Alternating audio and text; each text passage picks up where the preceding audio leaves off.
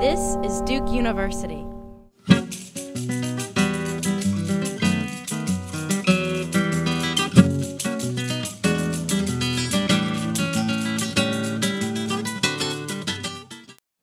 We have been discussing a lot here the Amazon forest and so on, but not too much about the Amazon rivers. For the people that is not familiar with the distribution of water resources in our planet, allow me to introduce briefly what is the situation of the distribution of water resources on the surface and what's the role of the Amazon into this big planetary picture. So you can see, for example, that when we analyze the mean annual surface runoff along the globe, so we can see that a lot of areas are in red colors.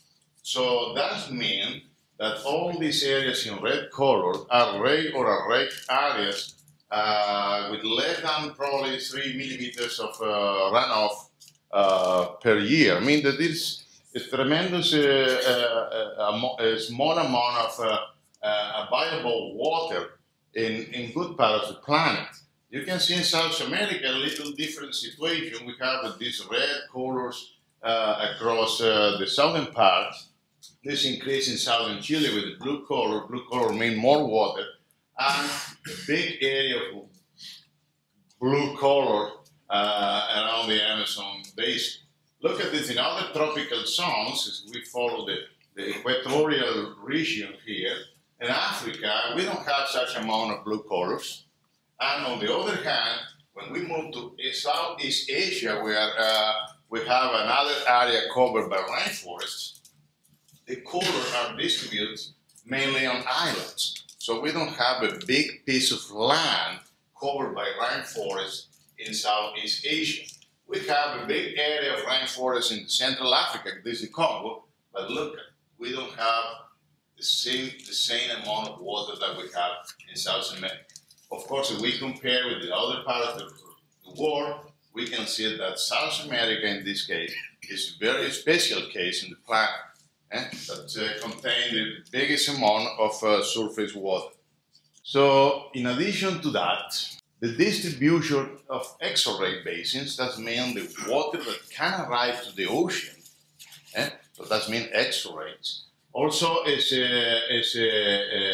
very diverse around the planet. More than 50% of the discharge of water to the ocean, that arrived today to the ocean, the water arriving to the ocean, came from 18% of exorheic area. So this area have 2 to 5 times the world average in the water amount. But on the other hand, this is a terrific number, 1.4% of the discharge is originated in near 22% of the exorheic basins. So that means that the distribution is very irregular in our planet. So some areas contain a lot of water and huge areas contain a small amount of water. When we include the population, the distribution of the population, we can also see that there is a very irregular distribution because a lot of people is concentrated in, when we consider the exorheic basin, close to the coastal zones. So good part of the population is linked to the oceans, but this is related to only to 4.2% of the exorheic area of rivers. On the other hand, small amount of population spread on near 35–36% of the exorheic area. That means that big areas with a lot of water, they don't have people enough. So a question I always raise when talking about rivers for the public is what are the 10 largest rivers in water discharge today in our planet? So this is a basic question. And the curious is that what we have in fact is that the 10 largest of rivers of the world in water discharge are these ones. Mississippi in North America, we have the Congo in Africa, the Brahmaputra and the Yangtze in Asia, and the Orinoco, the Amazons, and the Paraná in South America. But you say, well, we have 10, we have 7, we don't have 10 here in this list. Where are the other 3 that are missing? Well, they are part of the Amazon Basin. Normally in the textbooks and everything, the specialized books on rivers, the only rivers that are listed are those that arrive to the ocean. So they never considered the river are part of the bigger system. It's like avoiding that the Missouri River exists because it's part of the Mississippi or so on. No, these are big rivers that they have to be considered like specific entities. So the list is like this. The Amazon is the biggest one with more than 200,000 cubic meters per second of discharge. It's a huge amount. The second one is the Congo. Look at this, is fifth the size of the Amazon with 40,000 cubic meters per second. Follow the list, the Orinoco with 35,000, the Yangtze 32. The Madeira is the biggest tributary of the Amazon and is located in this area, the number 4 here with 32,000. The Negro, the number 5 here, is the 6th with 30,000. And look at that, it's very far away from this value. We have the Brahmaputra with 20,000 in Asia. Again, another unknown river for the broad public. The Chapura River, another tributary of the Amazon, is in number 8 here with 19,000. And the Paraná and Mississippi complete the list. So 1, 2, 3, 4, 5, 6 of the 10 largest rivers of the world are in South America. And of course, this is related to the distribution mainly of the tropical zone that is particularly rich in South America. So why South America contains such a big amount of large rivers? Well, this is mainly related to 2 major factors. One is the geotectonic composition of South America. So we have a very, very irregular divide. So we have a backbone along the continent that are the Andes. So the divide of this river is very asymmetric in this continent. A very short river draining to the Pacific and huge areas draining to the Atlantic. So there was one reason. It's very well drained continents. So a few basins, very well integrated basins of interconnected channels are draining all this water toward the oceans. As you can see that just 7 big basins are responsible for draining good part of the continent. We have the Amazon, the huge basin in the center of the continent, the biggest in the world. The Paraná is number 2 here. Number 3 is the Tocantins, Araguaia Basin. Number 4, the Uruguay. Number 5, the San Francisco. 6, the Orinoco. And 7, the Magdalena. So a few basins are doing all this work. And also, South America, well, we relate also well, the Andes, Patagonia, but South America is basically a tropical continent. So this is the Tropic of Capricorn. So a good part of the continent is in between the tropics and contains this huge equatorial zone where the continent is wide. When we compare South America with other continents, Asia and Africa, so, well, we have the biggest one, but what about other rivers? So where are the other biggest tropical rivers? In South America, Africa, or Asia? And this is a list we published years ago. And you can see the biggest rivers in water discharge in the tropical zone. And in red colors are mainly the Brazilian rivers that are a major focus here. And we have other rivers that are not in red color, but also are in South America. So I don't want to go through this list. But what I want to say is that 24 of the 34 largest tropical rivers of the world in water discharge are in South America, and 18 of them are related to the Amazon forest or to the Amazon basin. That is not the same, because it is not a total perfect overlap between the Amazon forest and the Amazon basin. So what we can say finally is that this is a real paradise for fluvial systems, nothing comparable around the world. Also, this complex fluvial system contains the biggest environmental mosaic of continental aquatic ecosystems. And for this reason, we can say also contain the largest continuous belt of floodplains of the planet. The Amazon also contains the largest and most diverse fluvial wetland of the world. And good part of them are in Brazil, because we know that the biggest area of the Amazon basin is in Brazil. So we have there, for example, the Icapu and Basin forest. The tree diversity of this system is huge. More than 900 flood-tolerant tree species were recorded. The amount of species we can find is 63 to more than 140 species per hectare. There's a big biodiversity, but also is home of more than 2,000 species of fish. There is also nothing comparable to the diversity of fish that we have in the Amazon. Every year, new species of fish are discovered. For example, in the Congo, we have about 700 fish species, 355 in the Mississippi, Missouri. So in one single river in the Amazon, like the Madeira, where we have thousands of species, more than 1,000 species, we can get more diversity than in the whole Congo Basin, or practically more than all North America, that is close to 800 species. It's really very peculiar system. Well, let me take a more general discussion about rivers. So we know that humans are modifying dramatically our continent. So what about rivers? We know that the short-time effect of humans is also affecting dramatically our rivers around the planet. And these are the typical diagnosis when we are analyze the impact by humans on rivers. You have a flow regulation by dams. We have been modifying the vegetation cover, the deforestation, land use change. We have been fragmenting our rivers along the whole planet. So we are changing the morphodynamic condition with increasing erosion or increasing sedimentation in different areas. So we are changing the sediment regimes.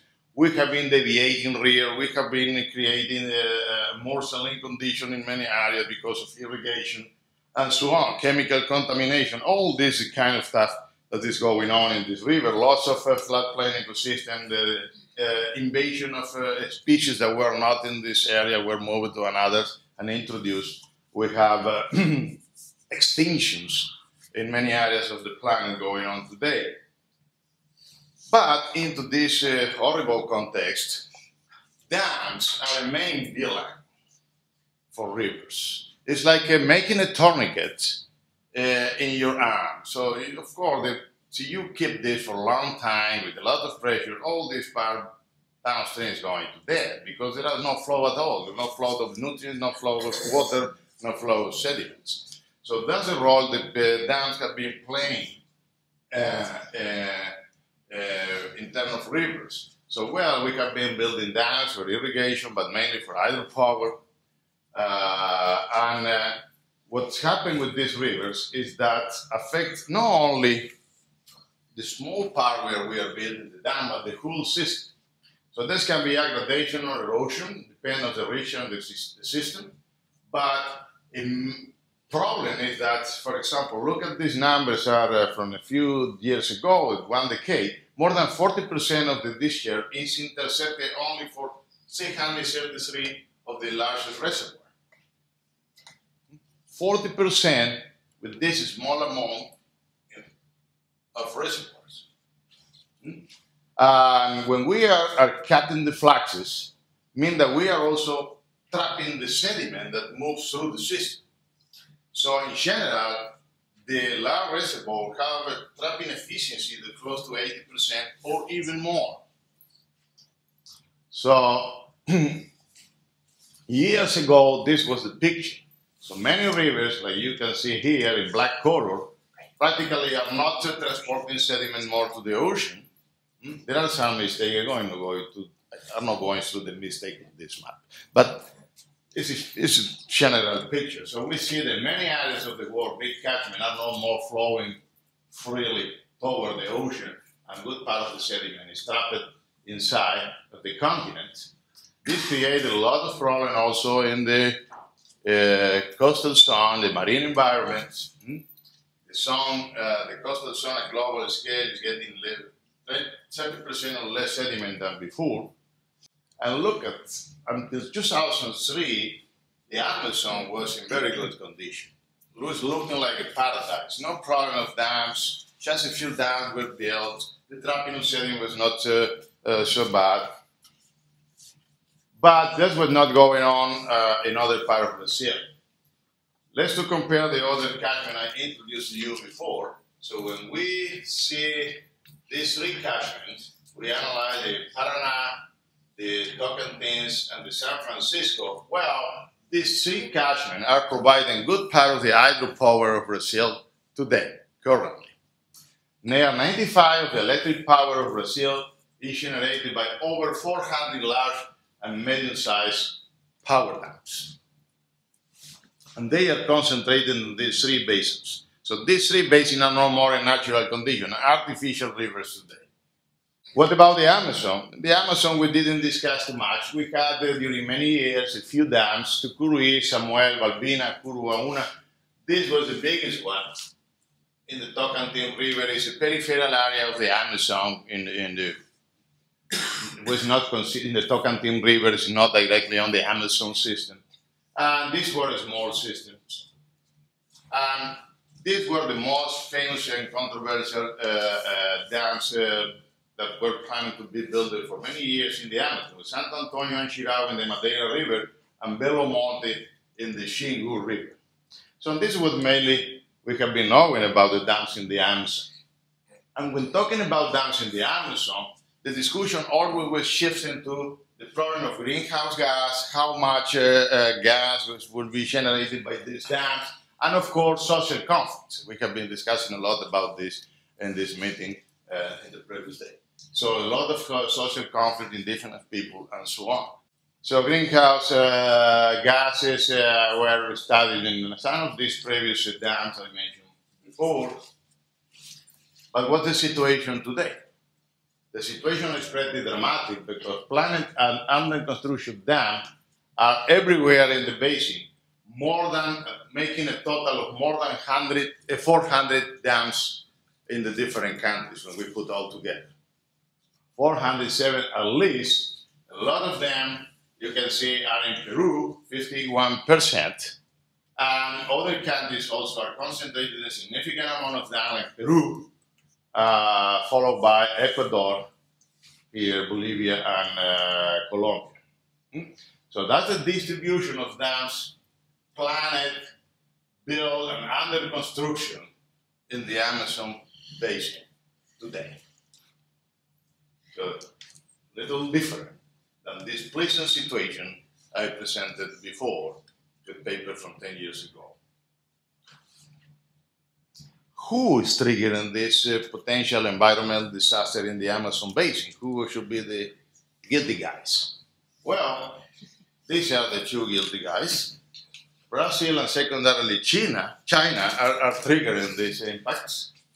Why? Well, they are offering easy loan credits through the Banco Nacional de BNDES, Banco Nacional de Desenvolvimento, and Exim Bank, China's Exports Import Bank. And of course, with the complicity of the corruption in the different government, I want to get the easy money, build an infrastructure, and fast profit. It's a very simple equation. So why other countries like Peru and so on want to build it? Because it seems to be a pretty good deal for the politician, because we have this easy money. But well, the condition is that the companies to control the dam, in the case of Brazil, is the main actor in this policy, has to be constructed by Brazilian companies. So I give you the money, you contract my company, and these are the big companies in Brazil like Andrade Gutierrez, Camargo Correa, all the great descendants have been for the case taking care of this kind of infrastructure projects.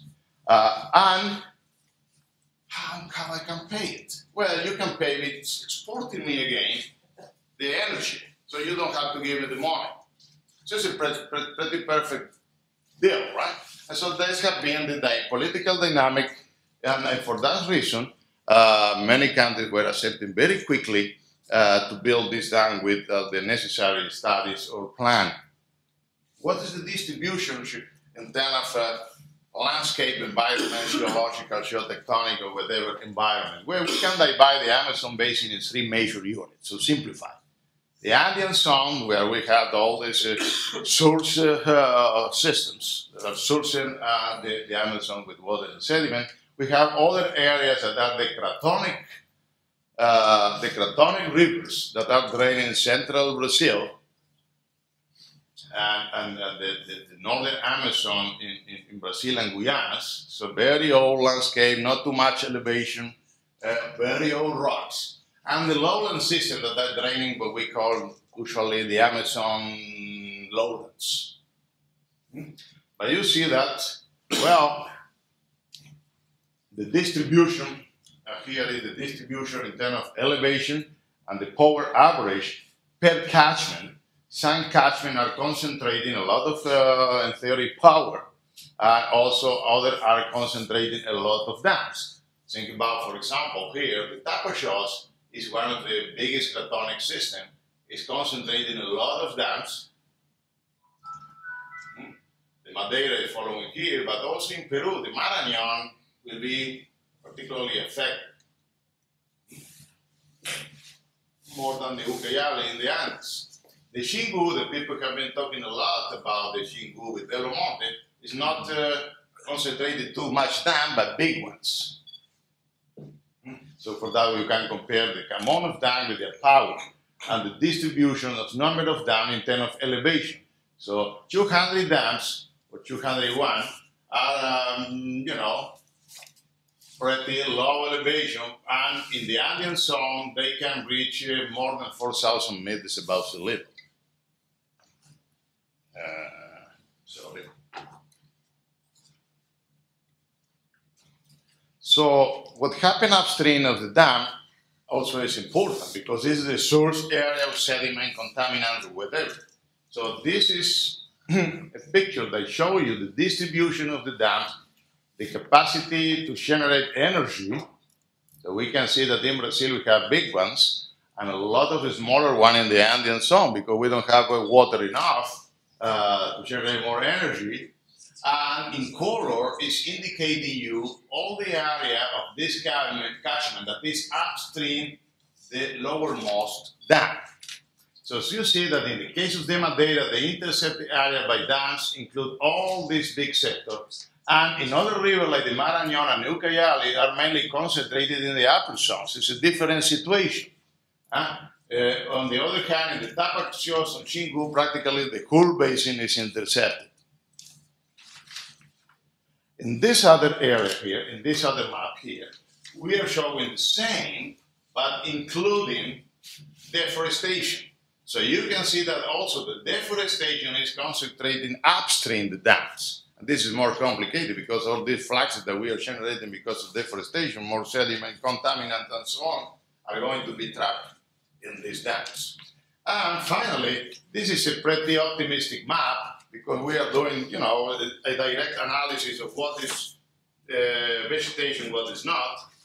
This is a modeling when we increase the area of deforestation in a buffer zone. And it's worse because, of course, I have a fragment of forest here and a fragment of forest over there. I can put it like a forested zone, but we know that this is not true because it's a very, very small fragment. So we can englobe this like a lost area. So the situation is worse. Right? Let's see some specific cases. The Cratonic River, the biggest river that are inside the Brazilian territory. The Tapajós and Xingu are the most incredible examples. Very big basin, totally inside Brazil, the whole basin. They are the most spectacular examples in the planet of clear and black water river in the case of the Negro, Tapajós and Xingu, clear water river, low sediment load, low elevations, and because they don't transport too much sediment, the biotic communities depend mainly on the flat pools, how we regulate the hydrology of these rivers. So all these dams concentrate low elevation, and the sediment yield, is the amount of sediment provided by the catchment to the river, is pretty low. You can see here, it's not very, very big in comparison to the rivers of the Andes. So the major impact here is the regulation of the flood pools. This was the most controversial project in the Amazon. Everybody knows that. The Belo Monte project. The Belo Monte project is a system of dam that is affecting this huge curve in the Xingu River. This is a rocky area with a huge amount of endemic fish that, of course, is going to disappear. And this area with the rocky island is containing the biggest project built by Brazil. The Belo Monte is that, but probably more, the cost of more than $18 billion total. Why it was famous? Because this is Indian territory, so there was a lot of major conflict with the Xingu Nation, Shurun and Arara, because this is affecting also indigenous territories. But the final impact, in my opinion, for the environment is smaller than in other cases. In this case, we have the Tapajós. The Tapajós is in worse situation than Xingu, because in Tapajós, the impounded water being generated by dams affects thousands of kilometers length along the river, because it's a battery, it's a sequencing and cascade system of dams. So the area affected by dams has to be more length than the Mississippi from Memphis to New Orleans to get the scale. It's like now impounded the Paraná from Corrientes to Buenos Aires, practically the whole middle Paraná. So it's a huge, huge area. But nobody knows too much about the Tapajós, so nobody cares. And we have been concentrating in Belo Monte because the social conference, not too much about this one. And following the lobby of the climate change and the carbon quote and so on, well, look what the government are using that like a justification to build dam because it's clean energy. So this is a typical propaganda of the government. Hidroelétricas no ven. How I can translate it, the goodness of the hydropower, right? Because we are not generating that carbon dioxide or whatever to the atmosphere or using oil or whatever. So this is the kind of economy of 30 million barrels of petrol, of oil per year. So this is the kind of propaganda continually the government is doing about this. What about when we move to the Andean zone? So the Andean problem, I say smaller catchment, big headache. That's my definition. So we have all this catchment draining these beautiful areas of mountain forests. We mentioned before, good part of this is going to be built to export energy to Brazil. The problem is that this is the source area of sediment of the Amazon basin. So when we see here, this arrow here is a synthesis of the fluxes of sediments in the Amazon basin like a whole. These squares indicate the Andean zone, and the green points are the dams distribution, and the color, remember, is the area affected by a dam upstream, the lowermost dam. So you can see that in the Andean zone, in the Ucayali and Marañón, we have a lot of dams concentrated in the upper reach, and the upper reach at higher levels produce huge amount of sediments. So we estimate that thousands of tons of sediments per square kilometer are generated in these catchments. And they provide 400 to near a little more 450 million tons of sediment to the Amazon through this bottleneck that is the confluence of the Ucayali and Marañón here, and through this bottleneck here that is the Madeira River toward the Amazon. So we concentrate all the fluxes in 2 points. Near 1 billion tons of sediment is concentrated in these 2 points. When the sediment arrives here, there is a transference along the Amazon system of more than 500 million tons, and this is what this makes the difference. We get this rich environment because it's not just water, it's sediment and nutrients that are in continuous transference in a dynamic system, you know, exchanging all these materials along the whole river. Finally, in the lower reach, we accumulate more than 200 or 300 million tons in the lakes and so on, sustaining all these biggest wetlands of Brazil in the lower Amazon. And finally, we arrive to the ocean. And in the ocean, we have a big plume of sediment that also is feeding fantastic ecosystem here. And this band that arrives to the plume is transferred toward the north with the ocean current in direction to the Guyana coast and meeting finally the Orinoco plume to the north. So without sediment, it's not possible to sustain the complex ecosystem of the Channel-Barca floodplain. So the most biodiverse alluvial forests and the fish community in the planet depend on the sediment. So what we expect in terms of impacts? Well, think about this guy here in Peru are concentrating upstream, so all these lowlands of Peru are going to be affected. Let's consider not only the Brazilian territory. They are destroying partially, particularly this lowland zone in Peru. It's better the situation in Bolivia because they have less dams in the Andean zone. So the bottleneck is mainly with the big dams here in Brazil. So Bolivia is not planned, it's a coincidence. It's escaping more of this situation. It's going to preserve a little more than Peru, the Amazon ecosystem in their own territories. Peru, I think, is a special case because contain the two rivers that form the Amazon, the Ucayali and Marano. And look at that. They are going to build more than 100 dams. And we published recently with the Colombian colleague, Professor Restrepo from EAFI, the first macro budget of sediments in the whole Andes. And when we compare the production of sediments in the upper part of the Andes and the southern part of the Andes, it looks like in Peru, these are the number of sediment years, how much sediment we produce. Seeing that in Peru we produce less than in the northern Andes, less than in the central Andes of Bolivia. And why does happen? Because that's happened because the number of available information in gauge station is smaller than in the north and the south. So this is an underestimation. This is the minimum estimation of production of sediment here. We assume that in reality this cube can be bigger than that.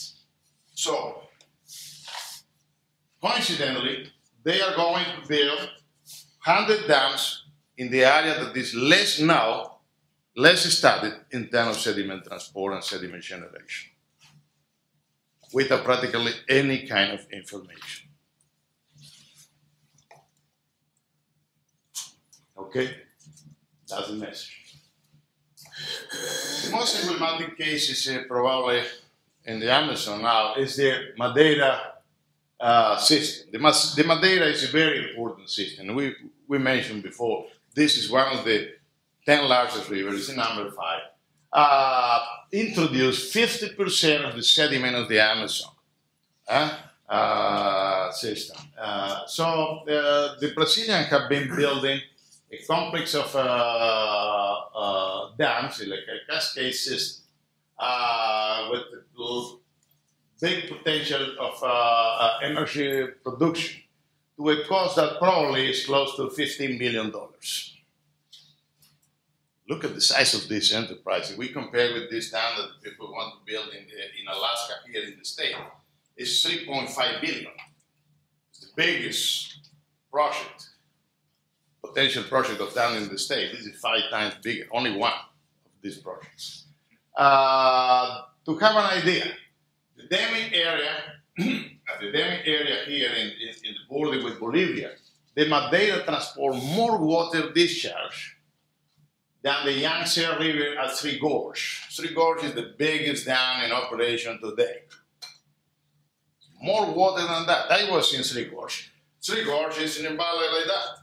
This is a lowland with 19 meters of elevation. We don't have accommodation, potential accommodation of sediment and mistaking the water levels. Any mistake can be a disaster. Well, this area holds the second largest rapids of the world in water discharge. It's a wonderful landscape. We lost it. Now it's already covered by water. After Congo, were the most important in terms of volume of water. These were the second one. They disappeared. Brazil has been a champion to destroy natural fluvial wonders. Remember Siete Quedas in the Paraná River was more spectacular even probably than Iguazu Falls. They destroyed the shingle that were similar to the 4,000 island in Mekong. It's another of the wonders of Asia. And destroyed these ones in practically one generation, everything gone. And the Madeira is habitat for more than 1,000 species of fish, the highest diversity found in the Amazon basin. Of course, all the analysis concentrated in local impacts, flood exacerbation, a lot of diversity, all this was going on. We lost a lot of paleontological and archaeological heritage, and something that is not in the equation. This area contained the biggest deposit of gold, alluvial gold, in Brazil.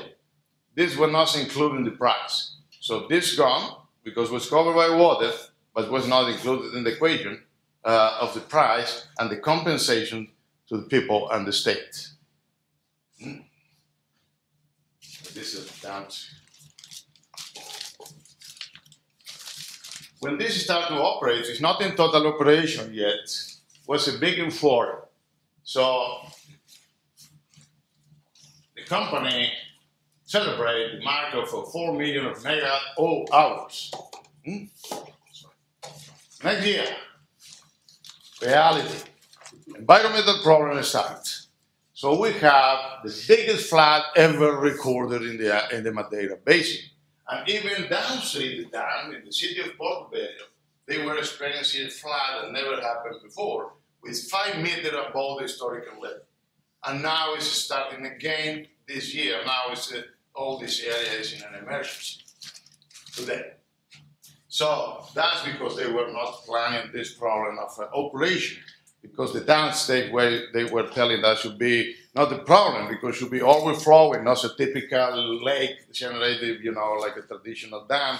It's a different kind of technology, but in reality, they had to keep all the system all the time at tank full, working at maximum capacity to contain the water to generate energy. So when a new flood arrives, they don't have margin to, you know, go up and down. Well, but we have been, like, say, the licensing process in this dam have been only punctual. So you have a dam, okay, I'm going to approve you the dam here, or the dam here, and here. We are not making an integrated approach at basic scale. So that's what's like the government have been working. So when we see the Madeira, for example, have a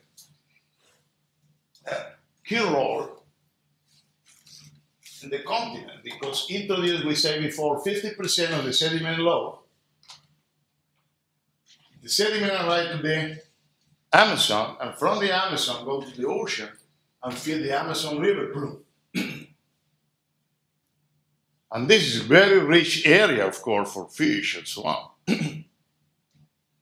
So what happens if we start to cut the sediment of the Madeira? These are simulations we are doing with sediment concentration and thousands of modest image. So, well, this is a typical flood. We choose this year because it's a typical flood, 2007 for the model. If we decrease 20% of the Madeira sediment, we start to see the effects in the plume. 20%, 40%, 60%, and 80%. You can see that just affecting the Madeira with the dams, but we had to add to this dam, the dam that are under construction in Bolivia. Look at the difference in the distribution of nutrients and sediments in the plume. This is going to get a very continental scale impact. What happens if we combine both? The dams in Peru, in the Ucayali and Marañón, and the dams in the Madeira. Well, we have a 20%, 40%, and so on. Look at the plume, disappear. If disappear the plume, means that we are going to kill all the mangrove systems. The biggest one in South America that spread from the Amazon mouth toward the Guianas. So all this country are going to be affected. It's the biggest system of mangroves in the continent. Also, people studying climate circulation say, well, this is going to affect as well what? The subsurface temperature in the ocean, because today this created a thermal anomaly in this area, and this can control also the generation of tropical storms that can arrive even to the Gulf of Mexico. So this is a global problem. It's not as a local problem where we are building a dam. It's a mega scale problem. So I'm going to advance to the final part of my presentation. So what's happening in other parts of the world? Remember that the Chinese were facing a lot of international pressure when building Three Gorges. Of course, they did it because they have not too much choice. It's one big river, this tremendous economy growing. So they didn't have too much choice. But they got a lot of international pressure to improve the project. In the Mekong, is another example in Southeast Asia, several countries are involved, like in the case of the Amazon that involves several countries. We have an international commission that they discuss in the basin. The Mekong Commission is composed by Laos, Thailand, Cambodia, Vietnam. Of course, China is upstream.